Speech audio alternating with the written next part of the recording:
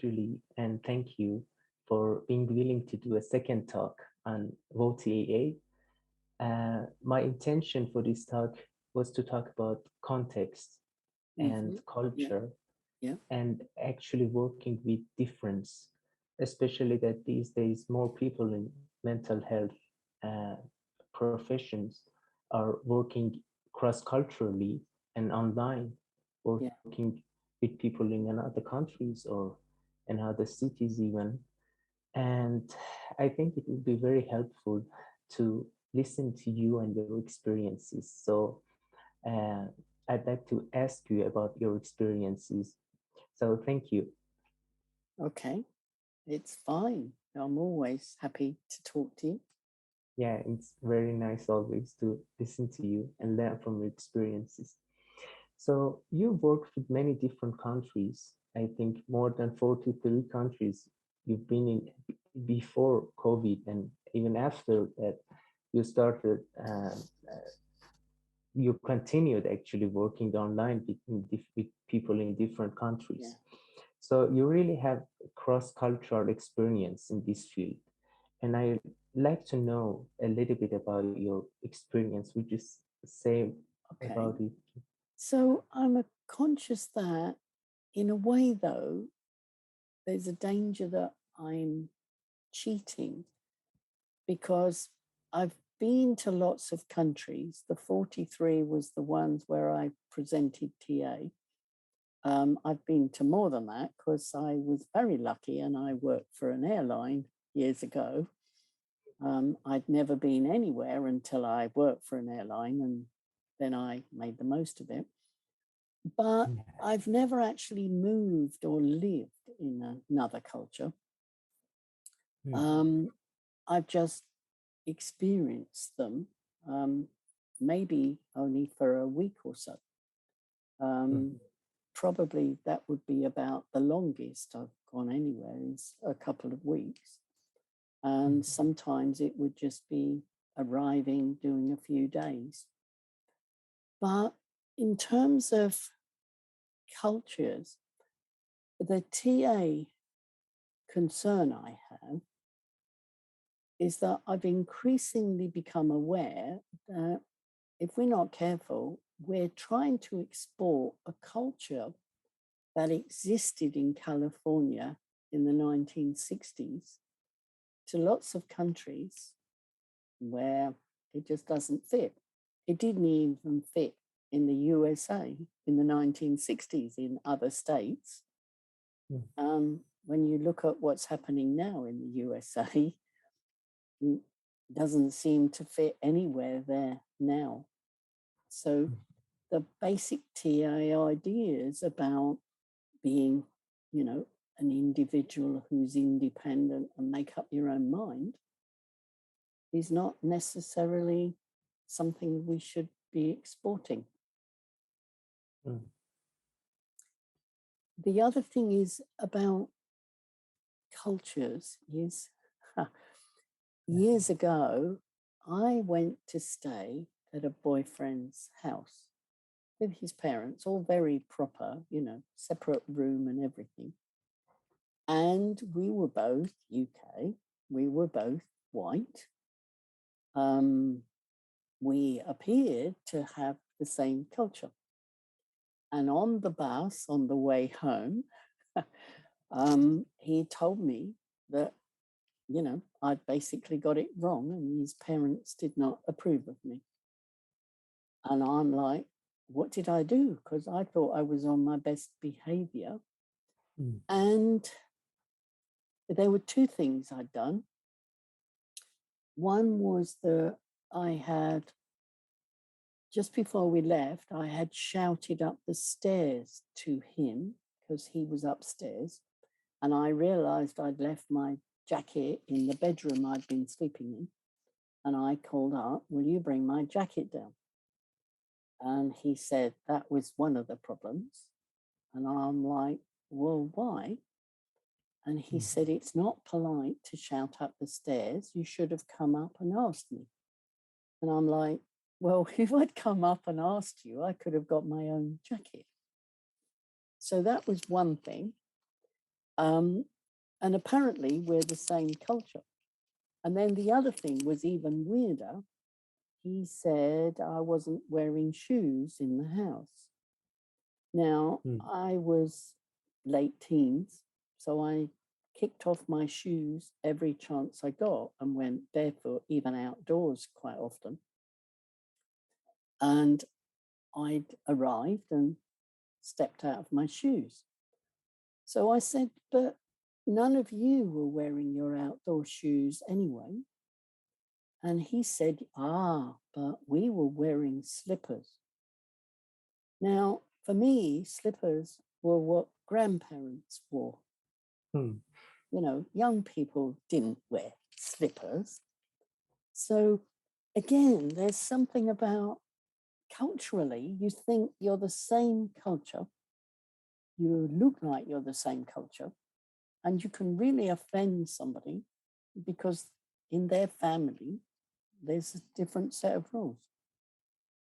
So magnify that around the world, and it ceases to be an issue about nationalities. It's just an issue for people.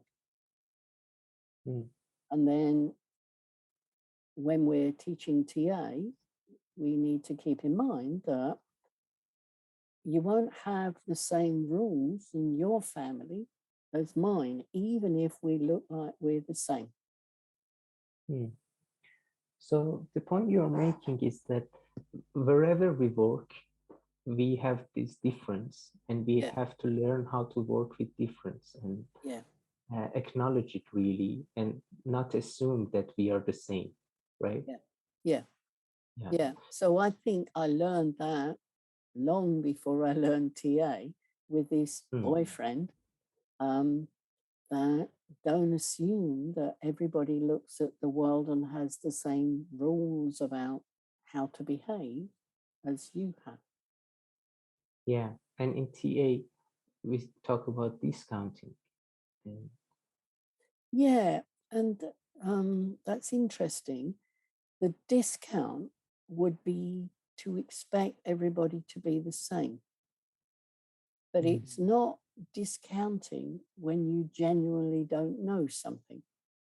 So when I go to another country, I genuinely don't know what the cultural norms might be. I mean, I can read about them, but that's not the same as growing up with them being taught to you in your family and your school. So there's something about, if I acted as if there was no difference, I would be discounting. But I'm not discounting if I know there are differences, but I don't know necessarily what they are. So I could offend somebody without meaning to, because I just didn't know that that mattered. Yeah. So you might have some pre-assumptions and stereotypes about any other culture, but you always know that you don't know. There are many things you don't know, and you're suggesting that we can stay open to what we don't know, right? Yeah.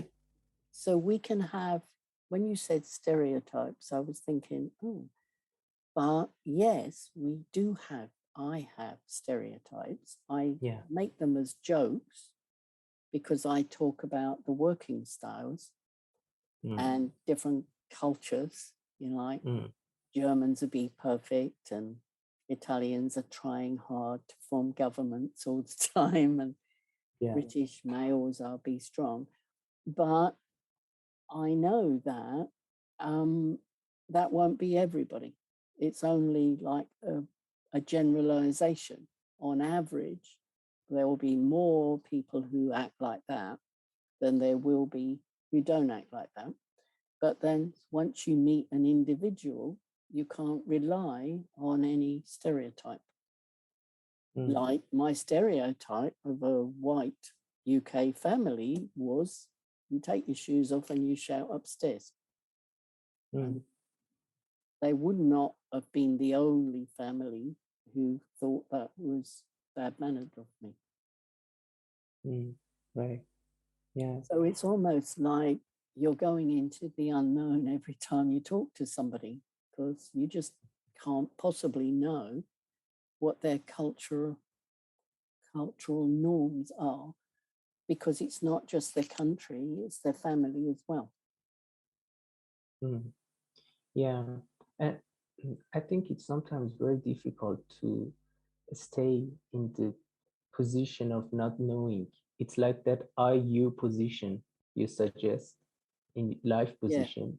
yeah. It's like, yeah, that's the other thing that I've increasingly questioned in about TA.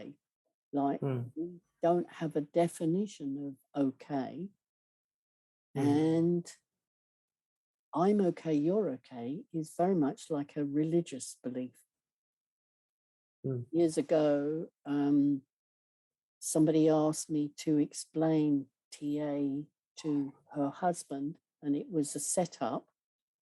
He was a born again Christian, and he was very upset, quite distressed that he could not convince me that God has sent us here to earn redemption, and that the real life position is I'm not okay in the eyes of the yeah. God, and I have to earn my okayness by the time I die. Mm, So to me, that was clearly his religious belief. And I know other religions have different beliefs, but it seemed like I was only talking about a TA religious belief when I was explaining I'm okay, you're okay. Hence, eventually I ended up saying, all we really know is I am and you are. And then I saw the film The Matrix. And I don't know if you've seen that, yeah. but the idea behind that is maybe we're not. Maybe we're lying somewhere, making electricity for robots to run, and we're Mm, imagining all of this. So there's something about when you look at the real world, there are enough examples of people not behaving, I'm okay, you're okay. yeah. So why do we still keep on insisting that that is the real belief? Yeah. And in terms of power dynamics, and uh, for a therapist and a client or any Yeah. practitioner, that might be perceived as in the position of power for many reasons, mm, being belonging to any specific dominant culture, or vice versa, being in non-dominant culture. How how do you think we can um, think about that in terms of TA and life positions, and not othering people? You know? Um, if we look at the I'm okay, you're okay, the danger is that the client will assume that the therapist has got life all sorted out. Mm, So if the therapist also believes that they're working on I'm okay, you're okay in their life generally, um, the danger is that that will come across to the client who's already set up wanting to believe it. So that gives you much more unconscious power than you would ever have wanted over the client. mm, mm, So that gets you then into thinking about, well, you don't necessarily want to tell clients that your own life is messed up, yeah. but how do you help them realize that nobody is going to be having everything sorted out, Mm, and that it's part of the normal human process? So there's something about, we have a saying in English that um, bad things happen to good people and good things happen to bad people.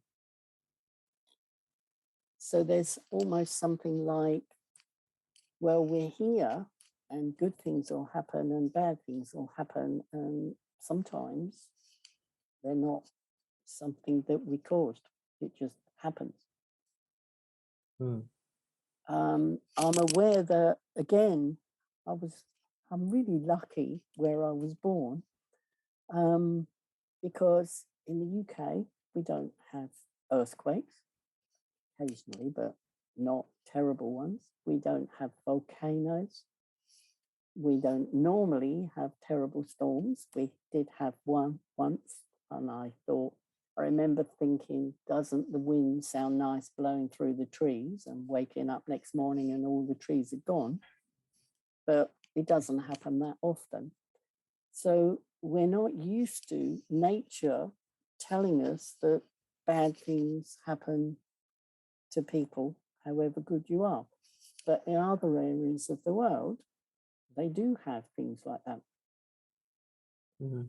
And I'm born into a democracy, and other areas of the world don't have democracies either. So it's like the context is very different when you look around the world, and the context will determine a lot to what will happen to you, regardless of how you are yourself. Yeah, and I think that makes it even more difficult to have an analysis of life positions. Yeah. Because I remember once you talked about how when we are experiencing traumas, when we are in fight, flight, and freeze, Yeah. we cannot even have a sense of Yeah. am I okay, or if the other person is okay, and there is no okayness in that situation. It's like we stop at our brainstem. The rest of it doesn't turn on if our life is threatened. And it gets frustrating when we try to use TA to apply to wars and things like that. You know, some years ago, somebody issued something they called a manifesto. And they were talking about politicians and refugees playing a game, a psychological game. And now, with what's happening in the world at the moment, people are trying to analyze that with TA. And I'm thinking, that's like trying to analyze a volcano and saying the people who got killed by the volcano must have had a script and must have been playing the game with the volcano. Yeah. And Byrne, I think he forgot that he was writing about psychological games, because at one point he said, when he talked about third-degree games, he said the worst one is war. And it's like, well, that's crazy. You know, you don't deliberately become a victim of a war. You might deliberately start one, but all the people getting killed and all the refugees and all the soldiers didn't have a script that said, I want to do that, any more than people have a script that says, I chose to be born next to a volcano. So do you mean that not everything is psychological, and not everything is something we can analyze with psychology, really, and individual, actually? Yeah. So we need to be careful when we think we can just analyze something.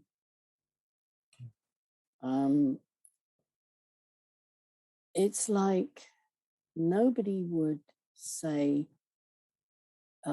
somebody decided to grow up short. They might look at what you might decide about yourself once you realize that you're much shorter or much taller than other people. But you wouldn't say, well, you must have chosen to be that. Yeah, for sure. Some religions would say that. They would say that, you know, God's testing you by bringing you back with the following impediments or whatever. Yeah.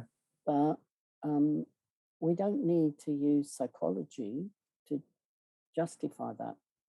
Just some people are very unlucky where they finish up getting born or finish up living. Yeah. So I think that's where we need a secondary level of intervention, like seeing what are the situation and what is the reaction of people to that traumas and whatever happened to them, and maybe have an intervention in that way, Yeah. not analyzing what happened really. Yeah. And when you said about discounting, that's, I think, a useful concept to think about. I converted the discount matrix, because it looked a bit complicated, into a set of steps. But the important thing is they start off with knowing the situation, knowing what's really going on. So for me, it's always, what is the real situation? And if there's really something bad happening, then don't just assume that somebody has that happening because it was their script, because they somehow decided to do that, to have that happen to them. Yeah. Yeah. So it's like, okay, what's psychological? But first of all, work out what's actually really happening. And don't assume that they chose to be somewhere where that was happening to them. Yeah. I think that's a very important point you mentioned. And that goes to my next question about autonomy. And I think if we talk about it, to it. Yeah, yeah, I keep adding you keep adding to it. I Yeah, know. especially what happened recently in the war in Europe. Yeah. You changed it and added something to it. Could you Yeah. say a bit about that? Yeah. Yeah, the war prompted me, because it was something I'd already been wondering about, because of cross-cultural things. Part of that was prompted by a TA colleague who was teaching assertiveness to women. And I was fascinated that he hadn't realized cultural differences, because he was surprised when a Muslim woman said if she did what he taught her to do, her husband would kill her. And I thought, well, don't we all know that already, that there are certain cultures where you can't be too assertive? So I'd already taken what Bernard said and had the 3, which I'd started in English with the same letter just for fun. Yeah. But I'd also changed the name of one of those. So I'd got awareness, because he had self-awareness. I'd got alternatives as a word for options, just because it starts with the right letter. But then I changed intimacy to attachment, mostly because when you use the word intimacy in the UK, lots of grown-ups snigger because they think it's only sexual intimacy. We don't normally talk about intimacy unless we're talking about sex. So I changed it to attachment, and also attachment is the word that other approaches tend to use anyway. And then I'd added in authenticity, which is about being yourself and knowing that you'll have faults as well as pluses. So it's like nobody's perfect, and you can accept that about yourself and be authentic. And then I added in accountability, in that okay, if you're really being autonomous, you accept responsibility for what you do and how you behave. Right. And then the final one I've now added in is appropriate. There's something about you can only be as autonomous as the culture you live in allows you to be. Right. And you're still being autonomous if you choose to fit in with that culture, because the consequences of not fitting in are too terrible. So I was thinking that people like the woman who talked to my colleague, it's still autonomous not to behave in the way she would really like to, because in her culture, that'll just get her killed or ostracized or thrown out. I was also thinking about places like Japan, where just about everybody seems to be very polite, and they work out the psychological level. Like, you don't say directly what you want, but everybody knows to pay attention to the psychological level and do their best to work out what you might really be wanting to tell them. And I thought, well, it's autonomous to fit in with that if you know how to do it. And who's to say whether that's worse or better than another culture like Burns' one, where you just say directly what you want? So it's like we always have that ulterior and psychological level of the message, and it's not necessary to bring it out into social level. Yeah. It can stay psychological, and you can Yeah. still be autonomous. Yeah. And people in cultures where that happens are still being autonomous because they work on that basis. The airline I worked for, what started off my process was they sent me away for a month on a study trip to Southeast Asia. And I soon learned that if you admired something, they gave it to you. So you had to be really careful, because I was thinking, I hope none of my male colleagues say how attractive somebody's wife is. You know, it got really silly, because I would say, oh, that's a nice ornament or something, and then have to protest. No, I didn't mean you have to give it to me.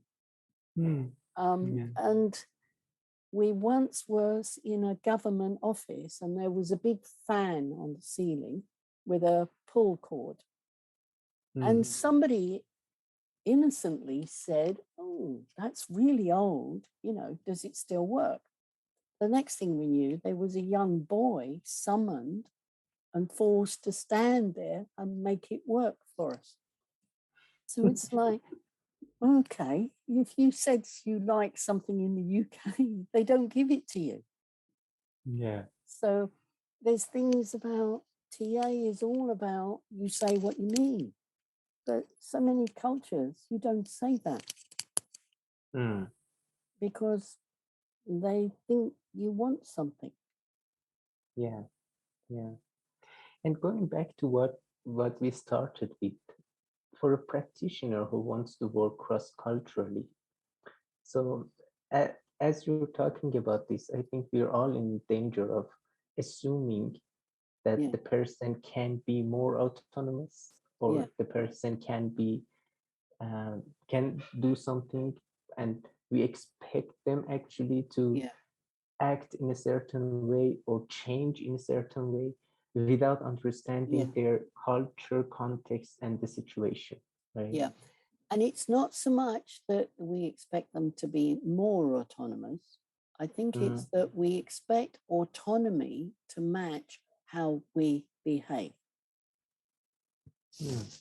Yeah. So it's like autonomy got described as how you behave, basically.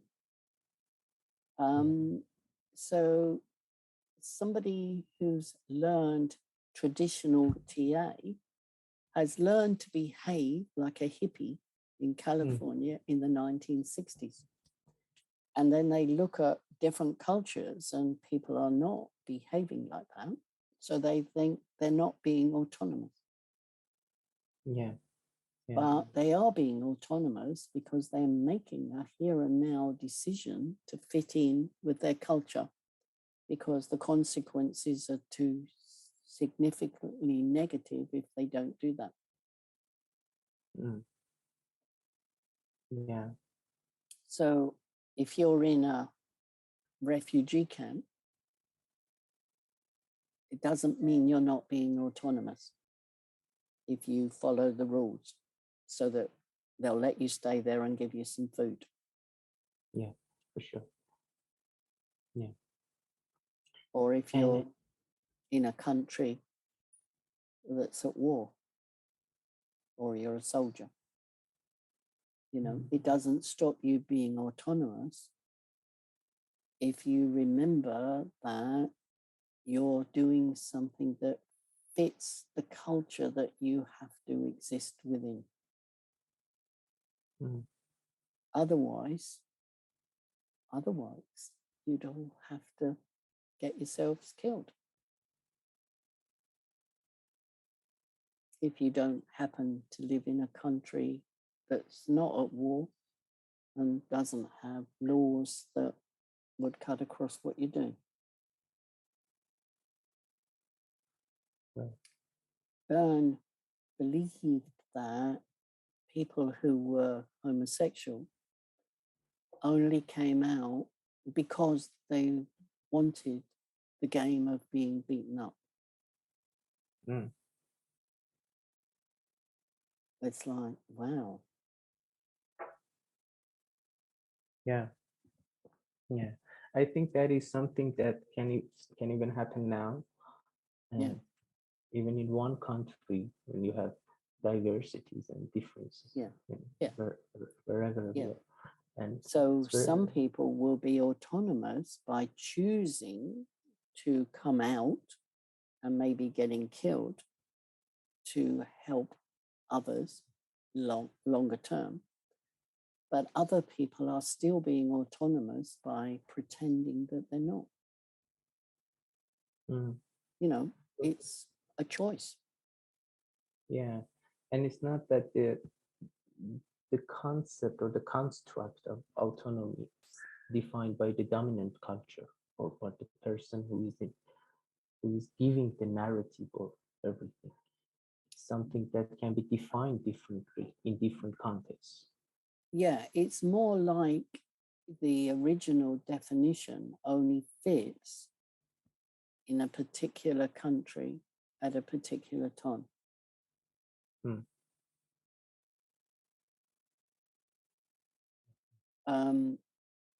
California in the 1960s, basically, where everybody was being very independent and saying what they wanted. Yeah. I am told that you can't even do that there now anyway. I don't know, but it seems like it's full of very rich and very poor people. And I don't think it ever worked in the other states of America anyway. And it's not even a sign of health, really. Nowadays, we all define mental health as self in relationship and more towards people than it was in 60s or 70s, right? Yeah. Okay. So, and my last question is about your experience in your teaching. And you talked about how we can actually have misunderstandings in our behaviors and in what we say, and this can be perceived differently by people in different contexts. Yeah. But you have a group of students that are intercultural and Yeah. different cultures, and also in different contexts in terms of fields of their Yeah. practice that can sometimes think very differently. Um, so how do you manage that, and what are your considerations in working with Okay. such a group? Yeah. Okay. So my considerations are mainly about how I provide the best learning experience, whether I'm teaching or doing supervision. And that means that I want to create an environment where the students can learn. Also, I learn as well, because I get to hear how they talk and they discuss things with me. Mhm. I don't listen to the breakout rooms, by the way. I don't hear that. But um, I'm aware that um, there will be potentially cultural differences about how much people will want to talk. So I run my training, as you know, like we're running this. I don't use PowerPoint. If I want somebody to look at a PowerPoint, I send it in advance. So I don't want to fill up the screen. I want us all to see each other and talk to each other. But I know that some people think with their mouths open and some people think with their mouths shut. And that applies with a bunch of white men in the UK. It's not definitely a cultural norm. So obviously, there will be more people in Japan, for example, who would do their thinking with their mouths shut. They will listen and think about it. And there will be more people in Mexico who think with their mouths open. At least that's been my experience when I've gone there. Yeah. But I was used to being an organizational trainer and having a bunch of mainly white males because they were the groups I was training. And I was also trained in something called behavior analysis. In that, you count up every sentence they say and you classify it as what kind of sentence it is. So I learned early that you have what we called low contributors who didn't say much and high contributors who talked a lot. So you'd be listening to a group of 6 of them and your pen would be moving frantically about capturing what some of them said, and then the others hardly said anything.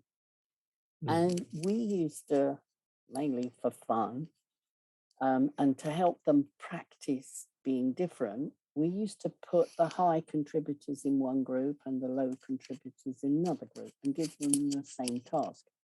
So the high ones learned they had to stop talking sometimes and let somebody else. And the lows ones learned they had to talk sometimes because otherwise they all just sat and looked at each other. Yeah. The results were always the same. There was no difference in the quality of the results that the groups came up with on their task. So I am very used to the idea that you can't judge what somebody's doing in their brain by what they say out loud. So I run my training that way. If you want to talk to me, you talk to me. If you don't want to talk to me, that's fine. I'll assume that you're still thinking hard. TA is a competence-based qualification. So we don't have tests and things. The test of whether you've learned something is you demonstrate you used it with play. So either you've learned it or you haven't. So when I'm working with groups of students, I'm just assuming that some of them will join in and talk to me and some of them won't, but they're all still learning in their own way. But So, again, it's like keeping it open, keeping choices open, and let them choose how they want to be. Right? And not expecting that they have to fit a TA norm. So the danger is the TA norm is you have to turn up and talk about how you're feeling. Now, I would never have done that in organizational work, educational work, and so on. And certain cultures, you would never get there. But that doesn't mean that people aren't learning something about themselves, for example. And I also was a student on a course once where it would always begin with people talking about their circumstances now. And what I noticed was they'd all get very upset and talk about all the terrible things that were happening. And then when they were nicely upset, the trainer would teach us some theory. And people would say, oh, I'm no good at learning theory. It's like, well, you won't be if somebody's reminded you how you feel bad at the moment. You need to come into the training and set aside whatever's going on for you in your life generally. It'll still be there when you come back, but you don't have to let it make you feel bad while you're meant to be learning something. Yeah. And again, the way you're choosing to have that webinar or the class is also how you choose to stroke people and how you motivate them in certain ways of behaving. And I think one of the challenges would be to have a stroking for everyone in all different ways of being and different ways of behaving, right? And then I think you have to just accept that if somebody doesn't talk to me, I can't stroke them. Because especially online, but even then, even I was face to face, and I've been online since 2015. It wasn't COVID, I was already online. Yeah. But it's, to me, the training in TA is only a small part of somebody's life. They should not be relying on a few hours a month with me to get that many strokes. If that's the problem, they need to do something about their private life. Right. Like one of the problems with COVID is it changed everybody's stroking patterns.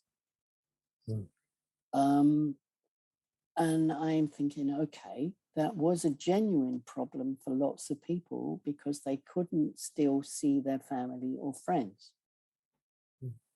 But I get a bit concerned when I see TA people saying about how important it is for us to get back to training face to face, as if, well, the strokes they get on that one weekend a month are so significant a part of their stroking pattern. What's going wrong in the rest of their lives that they rely on strokes from teacher and other students once a month? And that they have to be there physically as well. Yeah. So I am not running my training to stroke people. If they want to get qualifications, then they'll get a lot more strokes because they'll get feedback from me when they submit things. Yeah. And if they talk to me during the training, they will get strokes, but it will seem like a logical conversation about theory. Yeah. But not it's not meant to be a personal stroke about what a wonderful person somebody is. Yeah. It's a Yeah. stroke about their thinking. Right. And Yeah. that should not be enough, you know. They should have got friends, family, somebody around who strokes them as a human being. Mm. Yeah. It's very interesting because I personally like teaching and I like to have Yeah, classes with people, and yeah, it helps me re-examine how I do that and how yeah, actually uh, I connect with people in certain ways yeah, during the teaching. Yeah. yeah. So actually, I get lots of strokes from being the teacher or the supervisor, Mm, and I get right. lots of learning from it. And but I don't need to be in the room with people. I don't need the TA hugs Mm. because that's me in my professional role learning things about TA and how it all works. I would look to friends and family for the other kind of strokes. And obviously, some TA colleagues become friends as well, but then that's a different relationship. Mm. Yeah. Yeah. That's a professional one. Yeah, Bound specific yeah. boundaries. Yeah. Yeah, one of the things I'm looking at the moment is using the concept of imagoes to understand why people are struggling with online. Mm. Because our imagoes are all based on our families of origin. And our families of origin were mainly there. They were not on And the screen. yeah, they were not on a screen. My great grandchildren will have different imagos, Yeah. especially because even before COVID, one of them was born in Peru. So he already knew that you speak to grandmothers or great grandmothers, in my case, on a screen. And his grandmother as well, his mother's parents, would talk on a screen. So the new generation will have imagos based on screens. But most Yeah. people haven't got that. So they can only feel like they're in a group if they're physically there. Mm. Yeah. Now, those who had really bad family circumstances are actually better off with COVID because they're not being put back into groups that make them feel like they're a child again having a bad time. Mm. Yeah. It's like So, experiencing something new. yeah. So it's like every cloud has a silver lining. Yeah. Yeah. So what's a problem for one lot of people will be a benefit to others. Yeah. Right. Yeah. I personally had my most important teachers and trainers during the last 2 or 3 years online. And when I sometimes think about meeting them in person, I'm confused how will it be in our relationship, and because that's different way of connecting. Yeah. Yeah. And And I different think you amount of, know that I recently met one of my students I know. first time because we put it on social media. Yeah. And I was So very interested to hear yeah, about that. yeah. So it was fun. It was fun. And he brought me a very tasty Polish cake. Yeah. Yeah. Yeah. So I am now a fan of Polish cakes. Yeah. But Yeah. yeah, it was fun to do. But, you know, he's done his studying, he's got way through his qualifications and everything all online. It Yeah. wasn't And I actually, essential, it was just a nice extra. Yeah, I'd like to talk to him if possible about his experience of getting Yeah, all of his qualification online and what were the challenges, what yeah, were the benefits, and yeah, if possible, I will do that in the yeah, future. fine. Thank Yeah, you. you can. I'm sure he'd be happy to do that. And it was just a fluke that his organization have moved him to the UK. Otherwise, Oh, we would not have met. Yeah, it's only right. that different circumstances in his Yeah, life changed. So he happened to move to the same country I'm in, and he yeah, happened to move to London, which is not so far away. yeah, yeah. My own TA training, my original TA training, I had to fly to Scotland once a month. So I Mm. actually flew to another country, although, only people in Scotland think it's another country. I shouldn't say that, but it's still part of the UK. But I Yeah, actually flew to another country once a month because I work for an airline. So I got free it flights. is. Yeah, Yeah, otherwise I couldn't have done it. yeah, So that's right. online is brilliant because lots of people can join in training now who could not have done it otherwise. Yeah, yeah, for sure. Yeah. Yeah. Thank you, Julie, Okay. for Fine. this very interesting talk. Okay. Yeah, Yes. I really Okay. enjoyed it. And Yeah. yeah, and I hope to see you next time. Thank you. Sure. I'll see you for the next webinar. Yeah. Yeah, Okay. thank you. Bye. Bye. Bye. So